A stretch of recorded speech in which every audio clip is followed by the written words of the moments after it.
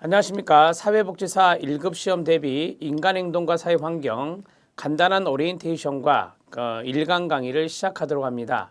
1강 강의는 여러분들이 이제 인간행동과 사회환경에서 어떻게 준비하는 것이 좋은 점수를 받을 수 있는지 한 5분 정도만 이야기하고 그 다음에 교재에 있는 챕터 1에 대해서 말씀을 드리도록 하겠습니다. 여러분들은 이제 인간행동과 사회환경 이 내용은 상당히 전략 과목 중에 전략 과목이다. 이렇게 이미 앞에서 제가 합격 전략의 오리엔테이션에서 말씀을 드렸습니다. 합격 전략의 오리엔테이션을 아직까지 못 보신 분들은 그걸 먼저 보셔야 됩니다. 그래야 학습 방향이 나온다라고 말씀을 드렸고요.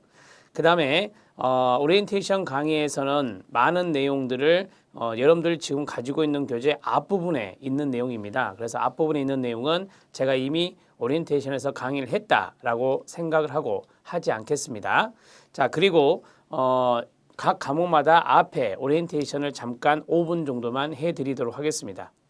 인간행동과 사회환경은 25문제에서 정답수가 20문제 이상이 나와야 된다. 이렇게 말씀을 드렸고 인간행동과 사회환경의 경우는 학자들의 이론이 있고 인간의 발달 단계가 있고 환경체계가 있는데 여기 앞에 있는 두 가지, 즉 학자들의 이론과 그 다음에 두 번째 인간 발달 단계가 많은 문제가 출제된다라고 했습니다. 그래서 앞에 있는 두 가지의 집중적인 학습이 요구됩니다. 여러분들이 이제 학자들의 이론을 공부할 때는 많은 개념들이 나옵니다. 그 개념들을 묻는 문제가 있고 또 그 개념을 사례화해서 내는 문제도 보였습니다. 따라서 학자들의 이론을 철저하게 개념들을 숙지하는 것이 중요하다. 이렇게 말씀드릴 수 있고요. 그러한 것들이 잘 되었을 때 인간의 발달 단계, 태아기에서부터 노년기까지 이 공부를 쉽게 할 수 있다는 것을 말씀드립니다. 예를 들어서 피아제의 인지발달 이론을 공부하게 되는데 이 피아제 인지발달 이론을 잘 공부해 놓으면 뒤에서 각 단계의 인지적인 발달 문제는 여러분들이 쉽게 해결할 수 있습니다. 또한 도덕성을 이야기하는 문제도 나오는데요. 도덕적인 발달은 이 피아제뿐만 아니라 콜버그도 있죠. 그래서 피아제와 콜버그의 공부를 많이 해 놓으시면 도덕성을 이해하는 데도 도덕적인 발달을 이해하는 데도 도움이 되어서 문제를 푸는데 수월합니다. 자, 이런 식으로 순서를 잡아가셔야 됩니다. 학자들의 이론을 먼저 공부하고 그 다음에 인간 발달 단계를 공부하는 게 맞다. 자, 만약에 인간 발달 단계를 먼저 공부하게 되면 공부하고 학자들의 이론을 나중에 공부하게 되면 여러분들이 나중에 시행착오를 겪게 되는데요. 다시 학자들의 이론으로 오게 됩니다. 왜냐하면 앞에 있는 그 인간 발달 단계에 나오는 그 개념들을 모르고서 이해가 어렵거든요. 그래서 학자들의 발달 이론을 먼저 공부 꼭 하시기 바랍니다. 환경 체계는 우리가 이제 뭐 체계 이론부터 해서 생태 체계 이론 그리고 체계의 특성이 여러 가지가 있는데요. 그 개념들이 주로 나옵니다. 자, 그리고 이제 뒷부분에 가면은 집단, 가족, 조직, 지역사회, 문화 이런 이제 체계들이 나오는데요. 대개 이런 것들이 우리가 이제 이야기하는 소 집단에 해당되는 중범위 체계와 그 다음에 거시 체계다 이렇게 정리할 수 있습니다. 여기에서 가장 안 빠지고 나오는 것이 있어요. 그게 바로 문화체계라고 하는 겁니다. 문화체계는 최근에 강조되고 있기 때문에 문화적인 부분들은 여러분들이 철저하게 숙지해 놓으셔야 됩니다. 집단과 가족을 공부해 놓으면 좋은 게 실천 기술론에 가면 집단 대상 사회복지 실천과 가족 대상 사회복지 실천을 배우게 됩니다. 거기에 대한 기본적인 지식이 이 인간행동과 사회환경에 나오게 된다는 것을 아시면 좋겠습니다. 자, 조직에 대한 부분이 있습니다. 이 조직에 대한 부분은 행정론의 기초 지식이 됩니다.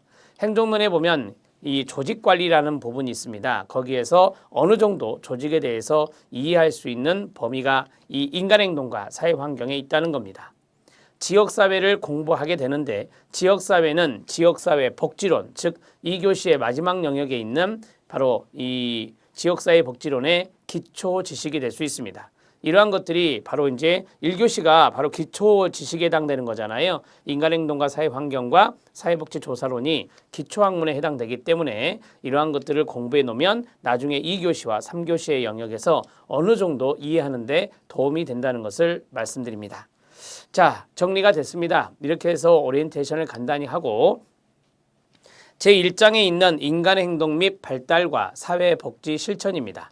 여기 1장에 있는 내용들은 주로 발달에 대한 이야기를 하고 있다라고 생각하시면 되고요.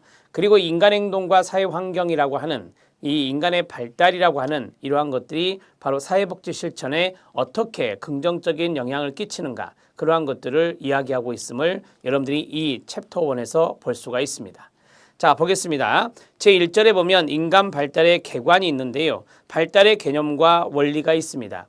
여러분, 이 발달의 개념과 원리적인 측면이 가장 기본적으로 안 빠지고 나오게 되는데요. 이 발달이라는 개념과 성숙이라는 개념과 성장이라는 개념과 그 다음에 학습이라는 개념이 다릅니다. 따라서 이런 것들을 구분하시는 것이 중요한데요. 하시다 보면 나올 겁니다. 자, 그리고 발달의 원리가 여러 가지가 있습니다. 이 발달의 원리적인 부분이 시험에 안 빠지고 나오는 부분입니다. 그래서 이런 부분들을 좀 강조를 해드리고 여기 있는 교재를 보시죠. 처음에는 여러분들이 이것을 머릿속에 외우려고 하시면 안 돼요. 모든 과목, 모든 영역은 여러분들이 쭉 읽으면서 이해 위주로 돌아가셔야 됩니다. 초창기 시험은 암기해서 푸는 문제가 많지만 최근의 문제는 여러분들이 이해를 해야 됩니다. 왜 이해를 해야 되느냐? 종합적인 사고를 물어보는 문제로 많이 변화되고 있기 때문에 이해하는 것이 가장 중요합니다. 따라서 암기해야 된다는 강박관념에서 벗어나시는 게 좋아요. 물론 암기해서 푸는 것도 있습니다. 그런 것들은 제가 암기법을 가르쳐 드릴 테니까 그것만 해 주시면 됩니다. 자, 발달의 개념과 인간의 발달입니다. 인간의 발달은 인간의 전 생애에 걸쳐서 일어나는 거죠. 여기서 중요한 것은 전 생애란 단어입니다. 가로쳐 주시고요.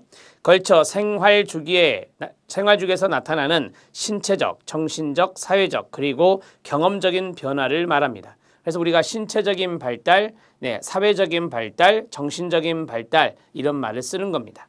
이 정신적이란 말을 다른 말로 심리적이다라는 말로 바꿀 수 있습니다. 자, 두 번째는 예측이 가능하죠. 인간의 발달은 어떻게 이루어질 것이다. 많은 학자들이 발달 단계론자들이라 하는데요. 그 사람들이 바로 이러한 이론을 전개해 놨기 때문에 우리는 어느 정도 예측할 수 있다라고 보실 수 있습니다. 자, 그렇지만 변화 속도는 각 개인마다 매우 다르죠. 변화에 대한 스피드는 다릅니다. 그래서 우리가 개인차가 존재한다라고 하는 거고요. 독특한 양상을 보이며 속도는 일정하지 않고 발달의 속도는 개인별로 개인차가 있습니다. 속도는 일정하지 않다가 시험에 잘 나오는 지문이에요. 속도가 일정하지 않으니 개인차가 존재한다. 이렇게 정리하시면 됩니다. 자, 세 번째, 신체적, 지적, 정서적, 사회적 측면에서 조화와 균형을 유지하고 발달하면서 변화해 나가는 것입니다. 우리가 이제 정상적인 발달을 보통 이제 이야기할 때 조화, 그 다음에 균형 이런 것들을 이야기하는 것이죠. 그 다음에 네 번째는 출생에서부터 죽음에 이르기까지 제가 그랬죠. 전 생에 걸쳐라고 했으니까 인생 전반에 걸쳐 단계적으로 연속성을 가지고 일어나는 변화의 과정입니다. 여기서 중요한 것은 연속성이라고 하는 겁니다. 인간의 발달이라고 하는 것은 쭉 상승적인 변화를 하고 그 다음에 유지가 되고 하강적인 변화를 합니다. 노년기까지. 자, 이러한 것들이 바로 연속적인 과정이다. 그래서 발달의 원리에 보면은 다시 앞으로 되돌아가지 않는 거 아시죠? 이걸 우리가 비가역성이다 이렇게도 말합니다.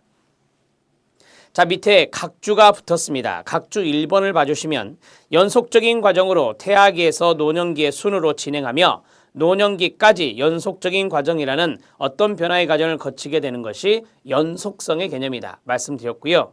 그 다음에 위로 올라가서 5번을 보면 기능과 구조가 상승적 변화 가로쳐 주세요. 제가 아까 말씀드렸죠. 상승적 변화로 성장 발달해 가지만 이 기능이 약화되고 위축되는 현상도 일어날 수 있다. 그 이유는 뭔지 아십니까? 노화 때문입니다. 노화라고 쓰시고요.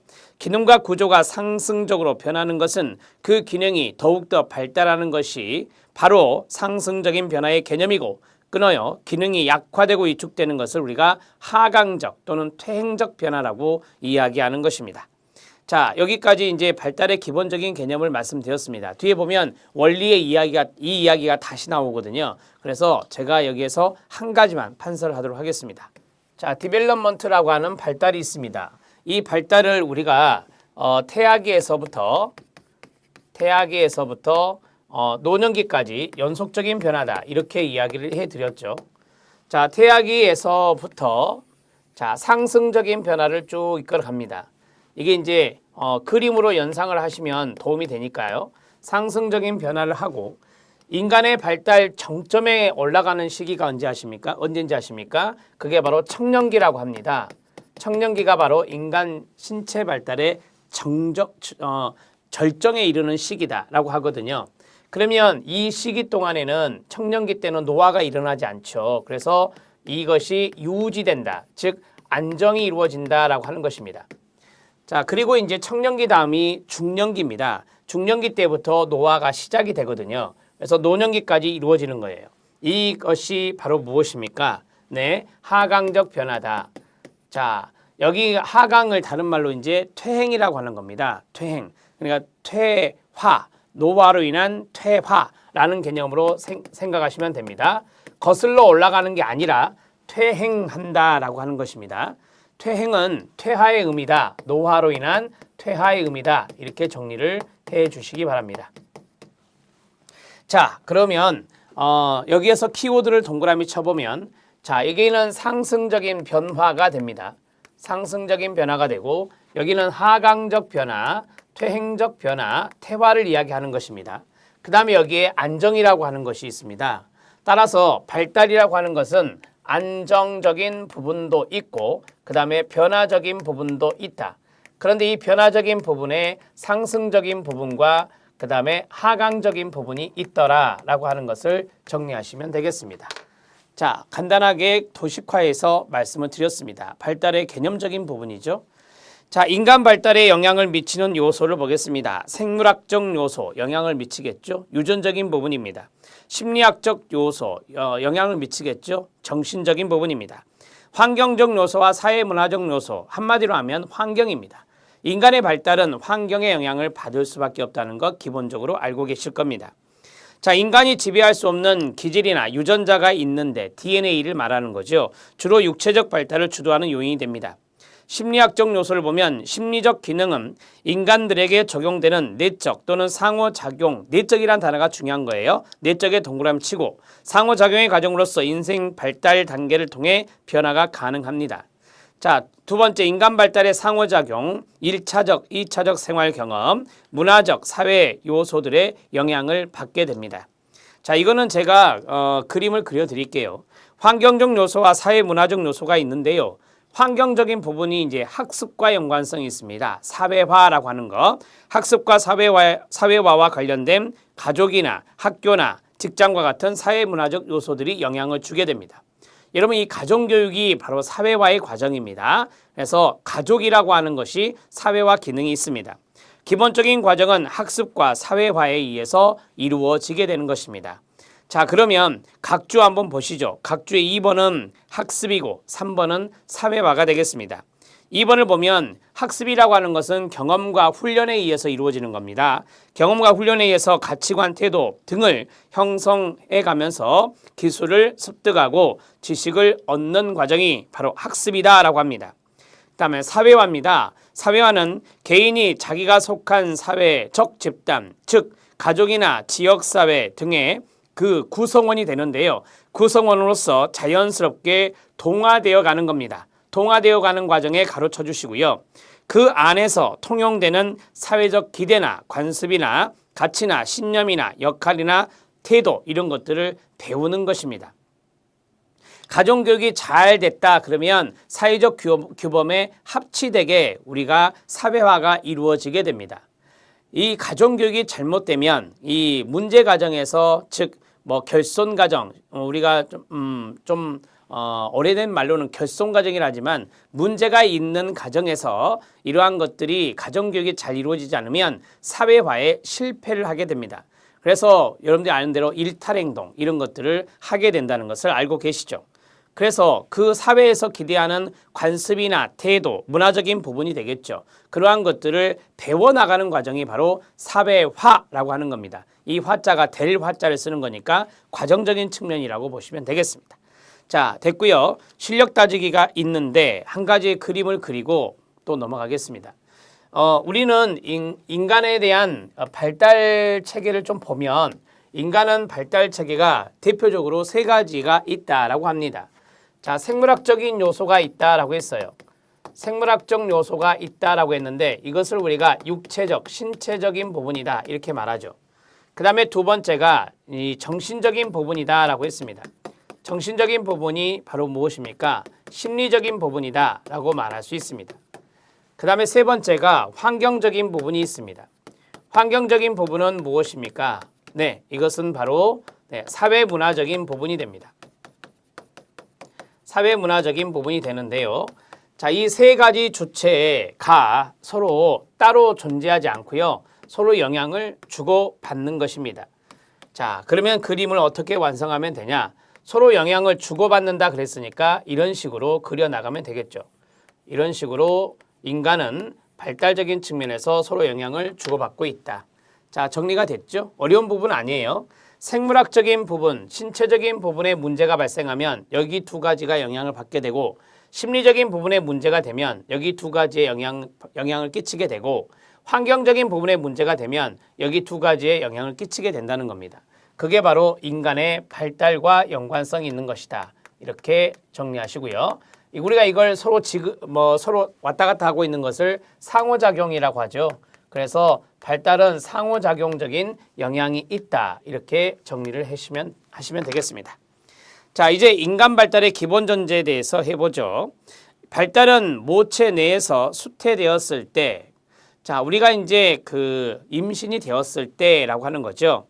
죽을 때까지의 긴 인생 과정에서 일어나는 변화 모두를 포함합니다. 상승적인 변화와 하강적인 변화를 말하는 거고 인간의 성장과 발달은 삶의 모든 기간에서 일어나게 됩니다. 이러한 것들이 이제 노년기까지 하강적인 변화니까 이 변화가 일어난다라고 하는 것이죠. 발달이라고 하는 것을 우리가 뉘앙스로 보면 상승만 생각하는데 그런 것이 아니라는 거예요. 하강적인 것도 포함된다는 것을 기억하셔야 이런 것들을 이해할 수 있습니다. 인간의 삶은 시간에 따라 진행되면서 지속성과 변화를 보이게 됩니다.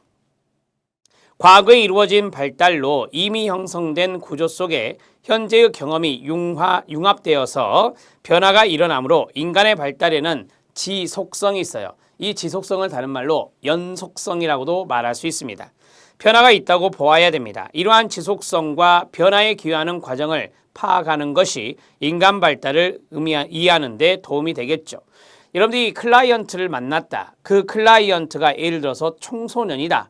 그러면 청소년이 이제까지의 성장 과정에 어느 정도 지속성이 있었느냐, 그리고 어느 정도 변화가 있었느냐, 그러한 것들을 사정하게 되는데요. 그러한 것들을 사정하면서 이 청소년의 발달의 정도를 이해할 수 있는 것입니다. 세 번째, 인간을 전체로서 이해해야 됩니다. 이 전체란 단어가 아주 중요한 거예요. 전체에 동그라미 치시고요. 우리는 일상생활에서 인간으로서의 여러 기능들이 통합된 방식으로 활동하기 때문입니다. 자, 즉 육체적, 인지적, 사회적, 정서적 능력 이러한 것들의 상호관계 또는 상호작용 내에서 발달을 연구해야 됩니다. 이 그림이 바로 그것을 말하는 겁니다. 따라서 이것이 바로 인간을 전체적으로 이해하는 것이다. 전체적인 이해, 총체적인 이해 이런 것들을 이야기하는 것이죠. 인간을 전체적으로 이해하는 것이 무슨 의미냐? 인간을 총체적으로 이해하는 게 무엇이냐? 인간을 통합적으로 이해하는 게 무엇이냐? 다 똑같은 말이에요. 이것을 모두 다 이해하는 것이 여기에 들어간다. 이렇게 보시면 되겠고요. 자, 네 번째는 인간의 발달과 행동은 그에 관련된 상황이나 인간관계의 맥락에서 분석되어야 합니다. 여기에서 상황이라고 하는 것은 무엇일까요? 여러분, 우리 시험에 상황이 나오잖아요. 그럼 대개 이겁니다. 환경이라는 단어예요. 그래서 환경적인 맥락에서 인간의 발달을 이해해야 된다. 인간의 행동을 이해해야 한다라고 하는 겁니다.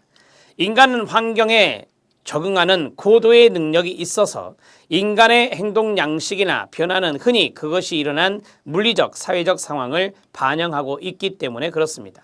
자, 요는 이거죠. 이 세 가지의 발달이 이 세 가지의 측면이 인간의 발달에 영향을 준다. 그래서 인간 발달의 기본 전제가 바로 이런 것들이다. 이렇게 정리하시죠.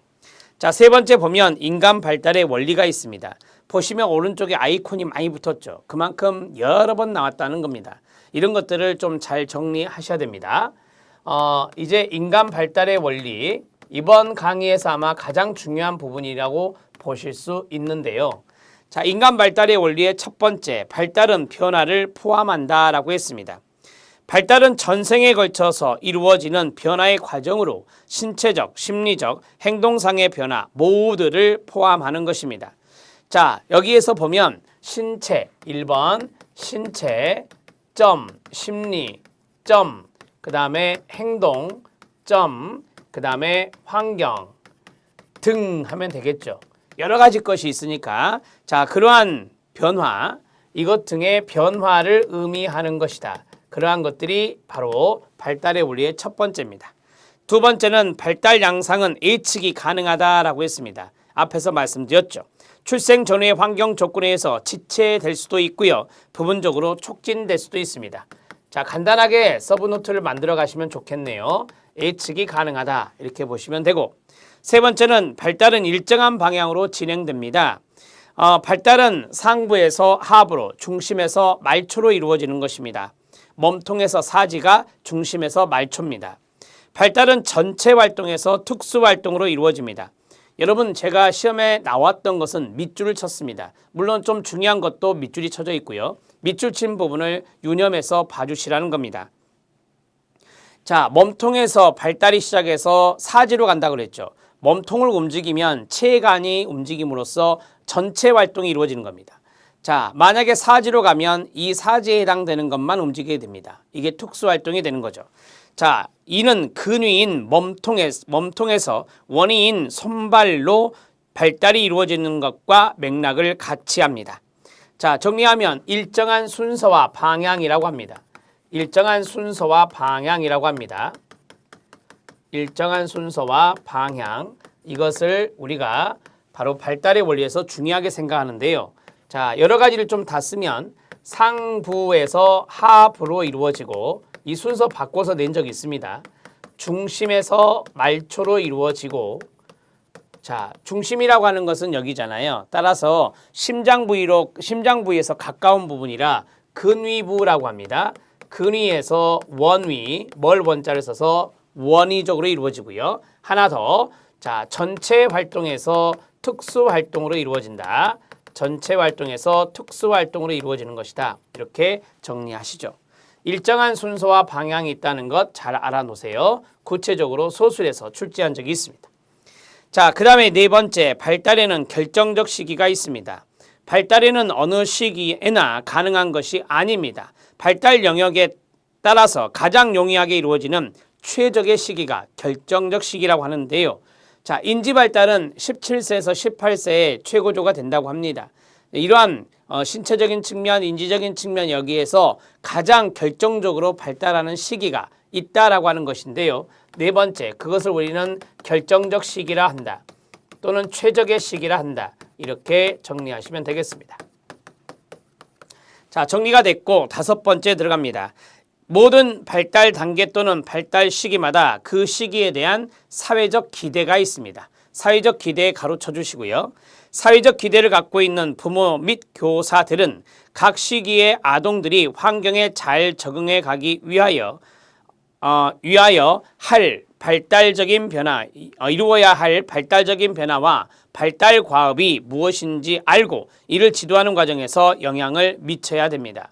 자, 쉽게 말하면 우리가 이제 청소년이 있다. 그러면 청소년에 기대하는 사회적, 청소년에게 기대되는 사회적인 어떤 기대감들이 있다라고 하는 건데요. 중년기에 해당되는 것도 있고요. 이것을 우리는 발달 과업이라 한다. 이 말이에요. 다섯 번째는 사회적 기대, 사회적 기대라고 하는 발달 과업이란 것이 있다. 발달 과제라고도 합니다. 이런 것들이 존재한다는 것을 정리하시면 되겠습니다. 자, 이해되셨죠? 넘어가겠습니다.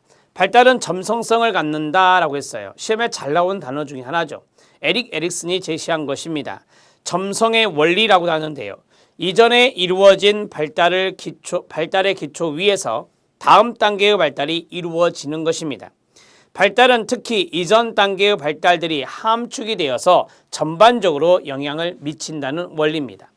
자, 여섯 번째, 점성의 원리입니다. 점성의 원리는 에릭슨이 제시했다라고 말씀드렸죠. 심리사회 이론의 에릭슨은 뒤에서 배우시겠지만 8단계까지 제시했습니다. 1, 2, 3, 4, 5, 6, 7, 8. 자, 우리가 이제 여기를 유아기라고 하고 그 다음에 이것을 노년기라고도 합니다. 발달 단계는 각자마다 명칭이 다 달라요. 그래서 이런 것들은 나중에 여러분들이 공부하시게 됩니다. 여기에서부터 이렇게 화살표를 하면은 점성의 원리가 이해됩니다. 이전 발달 단계의 기초 위에서 다음 단계가 영향을 받는다라고 하는 거예요. 다음 단계의 발달이 이루어진다라고 하는 거예요. 자, 그게 점성의 원리예요. 그 다음에 두 번째 있었던 거. 이전 발달 단계들이 쭉쭉쭉 이제 이루어져 오잖아요. 함축되어서 전체적인 영향을 주는 것이다. 이 말입니다. 자, 점성의 원리를 이런 식으로 그림으로 이해하시는 게 좋습니다. 한 문장만 쓰죠. 이전 발달 단계는, 이전 발달 과업은, 과업 달성은 다음 단계에 영향을 준다라고 하는 것입니다. 다음 단계에 영향을 미친다. 이렇게 정리하시죠. 자, 우리가 이제 점성의 원리까지 정리를 했습니다. 점성의 원리는 시험에 잘 나오기 때문에 별표를 치시고요. 여기 있는 일정한 순서와 방향도 시험에 잘 나온다 했었죠.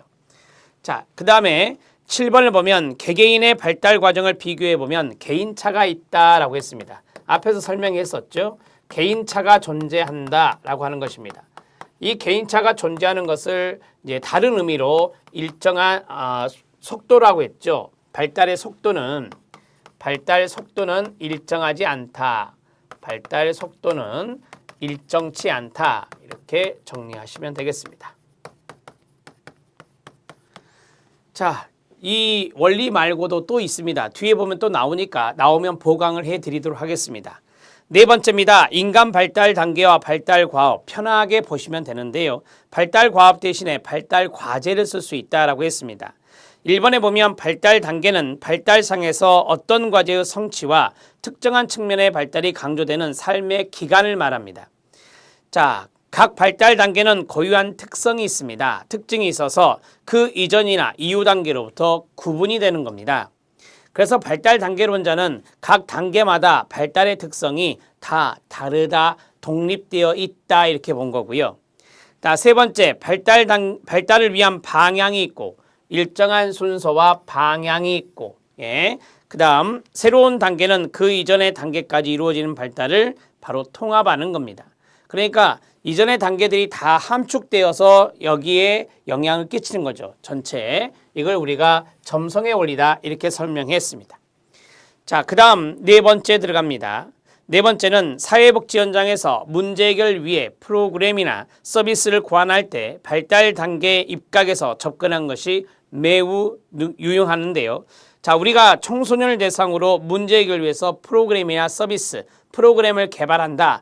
그러면 이 청소년의 발달 단계에 대해서 어느 정도 발달 과업이 이루어졌느냐 그런 것들을 고려해서 프로그램을 기획해야 되겠죠. 발달 과제입니다. 인간의 환경에 대한 지배를 증가시키는 기술과 능력으로 구성이 되며 인지적, 사회적, 정서적 기술의 획득을 말하는 것입니다. 자, 인지적인 발달이라고 하는 것을 피아제에서 이야기하는데요. 피아제의 구체적 조작기 때 이루어져야 되는 것들이 있어요. 그런 것들이 발달 과업이 될 수 있겠죠. 예를 들어서 보존 개념을 획득해야 됩니다. 그 다음에 서열화를 획득해야 됩니다. 그렇죠? 그 다음에 유목화, 분류하는 것을 획득해야 됩니다. 그게 바로 구체적 조작기, 즉 학령기인데요. 이 학령기 때 이루어져야 되는 발달 과업입니다. 자, 실력 따지기가 있는데 실력 따지기의 아이콘도 만만치 않게 나오죠.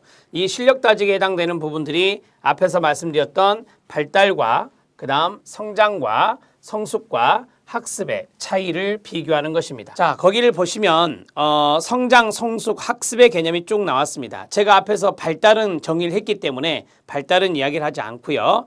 성장이 있는데요. 우리가 보통 성장통이라고 합니다. 아이가 좀 키가 쑥쑥 커나갈 때 되게 이제 아킬레스건 쪽, 발목 쪽이 좀 아프다, 관절 마디가 아프다라고 하는 것이 있는데요. 그런 것들을 성장통이라고 합니다. 따라서 신체적인 어떤 양적인 변화를 의미하는 것이 성장입니다. 신체적인 부분이 어느 단계에 이를 때까지 증가하는 것이 양적인 것이며 양적의 동그라미요. 양적인 증가를 의미하는 것으로서 성장통의 개념으로 사용되는 것과 유사하게 뼈의 증가라든지 근육이 많아진다든지 볼륨이 풍부해지는 등 신체적 측면의 양적 증가, 이게 이제 결론이죠. 신체적 측면의 양적 증가를 성장이라고 합니다. 성숙이 있는데요. 대개 성숙이라고 하는 것은 유전적인 요인에 의해서 성숙하다라고 해요. 그래서 이런 것들을 우리가 양이 아닌 질적인 변화다라고 말합니다.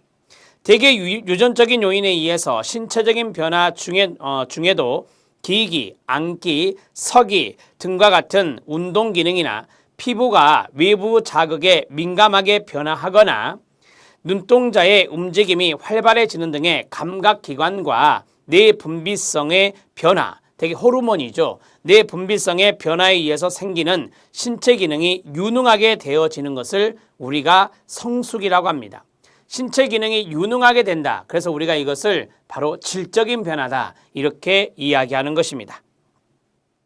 학습입니다. 학습이란 본능적인 변화인 성숙과는 달리 직접 간접적인 경험, 이게 중요한 거죠. 경험의 동그라미, 학습, 훈련의 동그라미, 훈련에 의해서 지속적으로 지각하고 인지하고 변화시키는 행동 변화를 말합니다.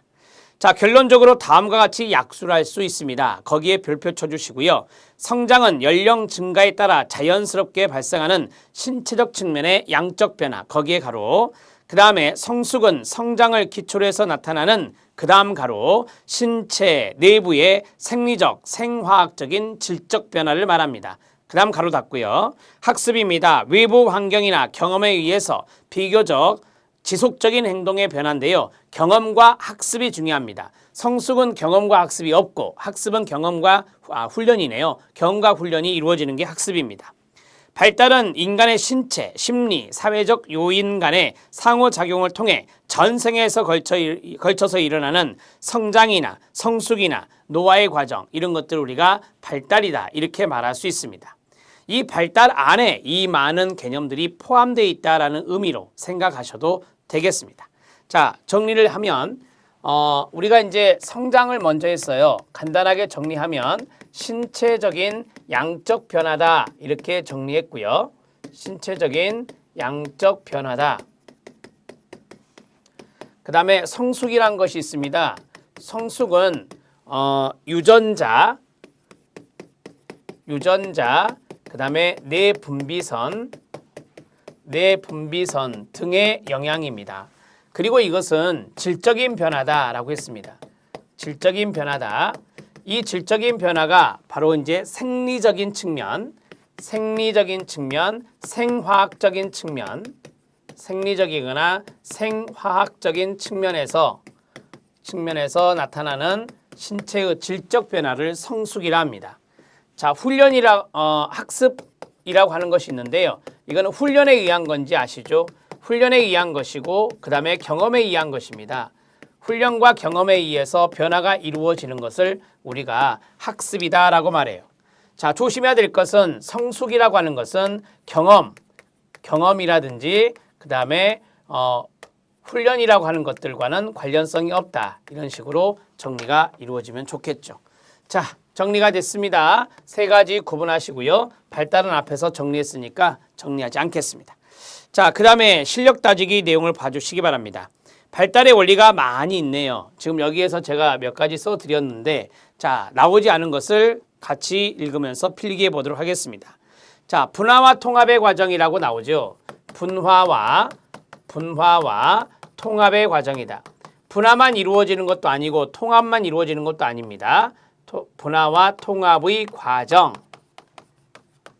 자, 말러라는 학자가 있어요. 말러라는 학자는 대개 이제 이 아동의 발달 단계를 쭉 이야기를 할 때 첫 번째는 엄마와 같이 지내는 공생의 단계를 거치고 그 다음에 이 공생의 단계를 거친 다음에 아이가 직립보행하게 되면서 엄마를 군대에서 말하는 기지처럼 생각하다가 엄마로부터 떨어져 나가는 연습을 합니다. 그게 바로 분리분화입니다.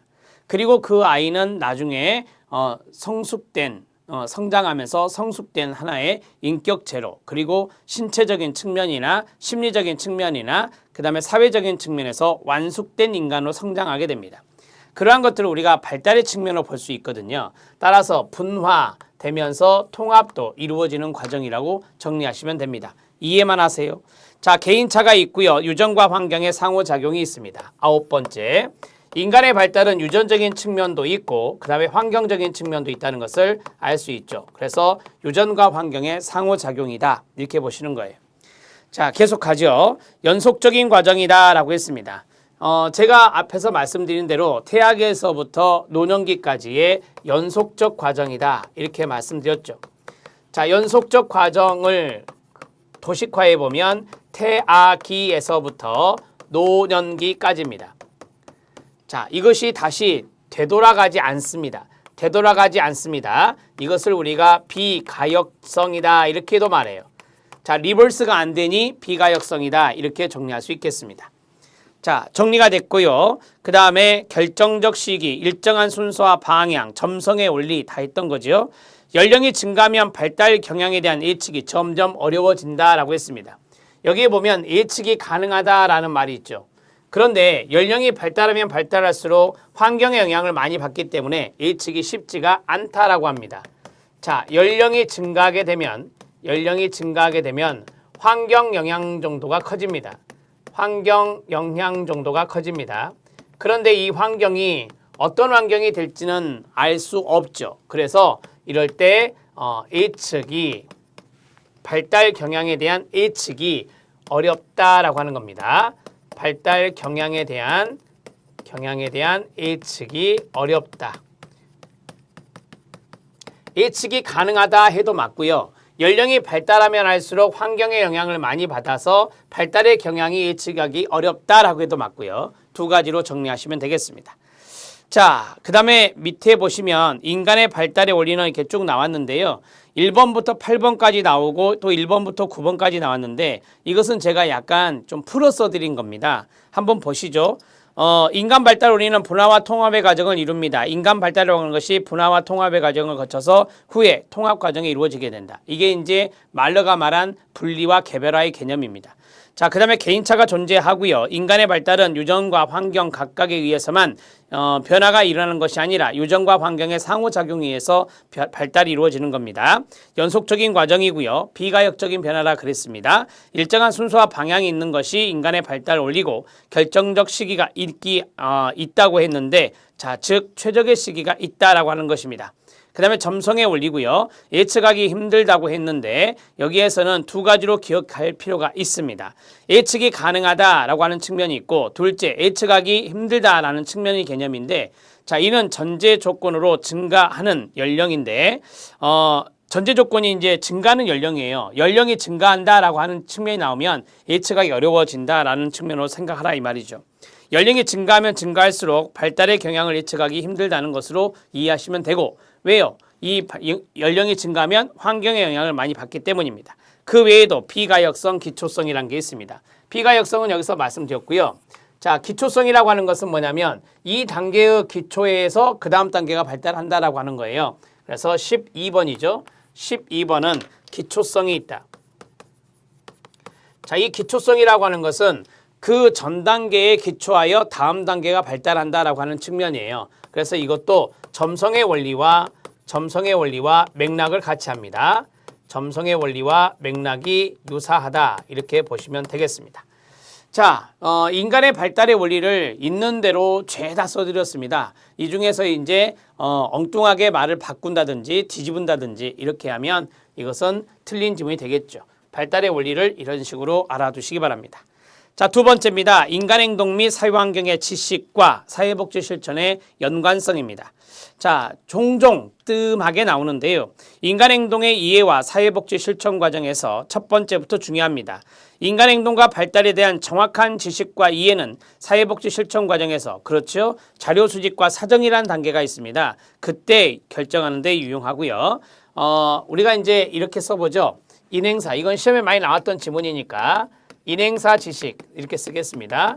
인행사 지식은 실천 과정에서 조사와 사정, 자료 수집과 사정 똑같은 말이에요. 사정 단계에서 유용하다. 이렇게 하나 적어 놓으시죠. 자, 됐고요. 인간 행동을 평가하는 다양한 관점이 있습니다. 우리가 이제 이중 관점이라고 하는 것은 인간 행동과 사회 환경에서 뭐 환경 속 인간이라고 하는 것은 이중 초점이라고요. 여기서 말하는 이중 관점은 이 인간의 발달이 바로 양육 환경과 유지 환경이 중요하다는 거예요. 양육 환경은 우리가 보통 사료를 들 때 양육은 가족이 하는 거니까 가족이라 하고요. 유지 환경이라고 하는 것은 대개 이제 직업인이면 직장이 될 수 있습니다. 양육 환경은 가족, 공동체 등의 소속감 등을 제공하는 환경이고요. 유지 환경은 양육 환경보다 더 포괄적인 사회 체계라고 보시면 됩니다.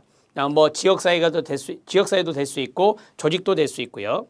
세계관입니다. 일상적 경험의 범주를 뛰어넘어 보다 넓게 보는 관점을 세계관이라 하죠. 자, 영성입니다. 종교와 연관성이 있는데요. 영성은 자기보다 더 뛰어난 대상과 관련되었다는 관점을 표현하는 행동이 됩니다. 자, 자기보다 더 뛰어난 대상, 예를 들어서 이제 신적인 존재가 되죠. 자, 그러한 대상과 관련되었다는 관점, 그것을 표현하는 이러한 것들이 바로 영성이다. 이렇게 정리하시면 되고요. 강점 관점은 실천론 기술론에 잘 나오죠. 강점 관점은 클라이언트의 문제의 결함, 무능력을 강조하는 병리적 관점 대신 강점, 능력, 긍정적 속성을 강조하게 됩니다. 자, 그 다음에 실력 따지기를 보면 이번 강의가 끝나는데요. 여기에서 팁으로 하나만 정리를 하시죠. 여러분들이 개념에서 인간 발달에 이중 관점이 있다. 이중 관점이 있다라고 한다면 이게 이제 환경적인 부분이거든요. 그래서 유지 환경이라고 하는 것이 있고요. 유지 환경이 있고 양육 환경이 있는데, 자, 이걸 그림으로 해볼까요? 인간 발달의 이중 관점은 양육 환경이 있고 그것을 포괄하는 유지 환경이 있다. 그것을 포괄하는 유지 환경이 있다. 이렇게 정리하시면 됩니다. 자, 포괄한다 했으니까 양육 환경하고 유지 환경 중에서 유지 환경이 좀 큰 개념이다. 이렇게 보시면 되겠죠. 자, 이거 말고 그 다음에 실천에서 이야기하는 이중 초점이란 게 있습니다. 이중 초점. 이것도 잘 나오는 단어라서 이것은 환경 속 인간을 말하는 거예요. 환경 속 인간. 이것을 우리가 이중 초점이라고 합니다. 환경 속 인간의 개념은 뭐냐? 인간과 환경의 상호작용을 의미하는 것입니다. 인간과 환경의 상호작용, 그것을 우리가 환경 속 인간이라 합니다. 이걸 그림으로 하면은 넓은 범위가 바로 환경이 될 수 있겠죠. 환경이 될 수 있고 여기 안에 인간이 있는 겁니다. 이렇게.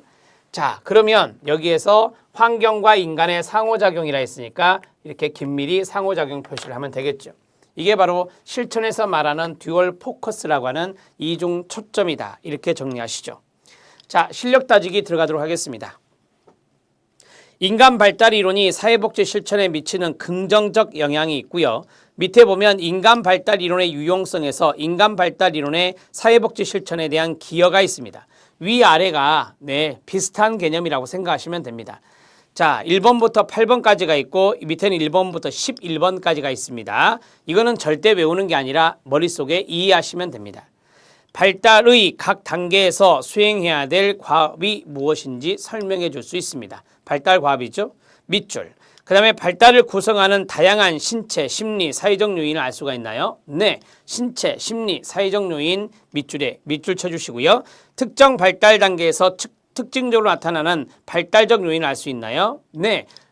우리가 이제 청소년 이야기를 많이 하고 있는데요. 청소년 단계에서 다양한 특징적으로 나타나는 그러한 요인들이 있겠죠. 그 다음에 이전 단계의 결과가 다음 생활 단계에 또는 인생 단계에 영향을 파악할 수 있나요? 네. 이전 단계가 다음 단계에 영향을 많이 미쳤냐, 안 미쳤냐, 그런 것들을 알 수가 있습니다. 생활 주기를 순서대로 정리할 수 있는 증거틀을 제공해 주는데요. 우리가 태아기에서부터 노년기까지 배우죠. 인간의 발달 단계를, 그러한 것들을 이야기하고 있습니다. 전생에 걸쳐 일어나는 안정성과 변화의 과정을 설명할 수 있다. 제가 발달은 상승 변화, 안정, 하강 변화를 하겠죠. 그런 것들을 이해할 수 있고요. 이전 단계의 결과에 의해서 형성된 각 단계에서의 성공과 실패를 설명할 수가 있겠습니다. 자, 우리가 이제 이전 단계의 결과에서 많이 발달 과업을 성공했다. 그러면 다음 단계도 성공할 확률이 높은 거고요. 이전 단계 발달 과업을 완수하는데 실패했다. 그럼 다음 단계도 힘들어지는 겁니다. 자, 그 다음에 개인적인 발달상의 차이. 이게 바로 이제 세 글자로 한다면 개인차가 존재한다라고 말할 수 있겠죠. 자, 밑에 두 번째 보죠. 인간 발달 이론의 유용성입니다. 자, 첫 번째 좀 이렇게 중복되는 부분도 있어요. 생활 주기를 순서대로 정리할 수 있는 중거틀을 제공해 준다 했고요. 임신에서부터 사망에 이르기까지 각 단계 수행되는 발달 과정이 무엇인지 제시해 주고요. 전생에 걸쳐서 일어나는 안정성과 변화의 과정을 설명할 수 있고요. 자, 생활 전이, 우리가 이제 생활 전이라고 하는 것은 생활 단계에서 이야기하는 겁니다. 생활 전이에 따른 안정성과 변화를 파악할 수 있습니다. 특정 발달 단계에서 특징적으로 나타나는 발달적 요인을 설명할 수 있다라고 했고요. 발달을 구성하는 다양한 신체, 심리, 사회적 요인을 파악할 수 있다 했고요. 이전 단계의 결과가 다음 생활 단계에 미치는 영향을 파악할 수 있습니다. 자, 이전 단계의 결과에 의해서 형성된 각 단계에서의 성공과 실패를 설명할 수가 있을 것입니다. 개인적인 발달상의 차이, 이것을 우리가 앞에서 개인차라 했습니다. 왼쪽이나 오른쪽에 개인차를 쓰면 됩니다. 10번째 들어갑니다. 사회복지 실천에서는 신체, 심리, 사회적 발달과 관련된 이론에 근거하여 적응과 부적응을 결정하기 위한 기준을 설정하는 경우가 많이 있습니다. 자, 우리가 이제 신체적인 부분에 문제가 있느냐, 심리적인 부분에 문제가 있느냐, 사회적인 발달에 문제가 있느냐, 그러한 것들을 이론을 근거로 해서 할 수 있다 그 말이죠. 만약에 심리적인 측면이다 그러면 지그먼트 프로이트가 나와야 되겠죠.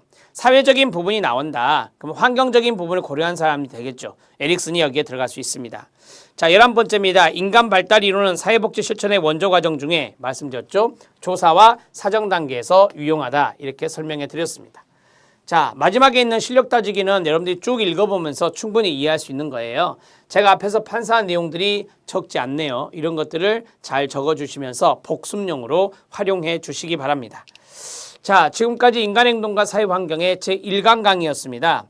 여러분들이 다가오는 시험에 첫 단추를 끼웠습니다. 이제 여러분들이 모든 8영의 과정을 저랑 같이 나갈 건데 지치지 않게 계속해서 여러분들이 마음에 초심이라고 하죠. 내가 사회복사 1급을 취득해야 되겠다라고 하는 초심을 절대 잊지 마시고 공부하는데 약간 지치면 여유로움을 갖고 하시고 건강 관리하면서 하시면 됩니다. 그리고 제가 판서한 내용들을 잘 시간이 걸리더라도 미리 써놓으시면 나중에 공부하는 것이 많이 편하실 겁니다. 꼭 지켜주시기 바랍니다. 수고하셨습니다.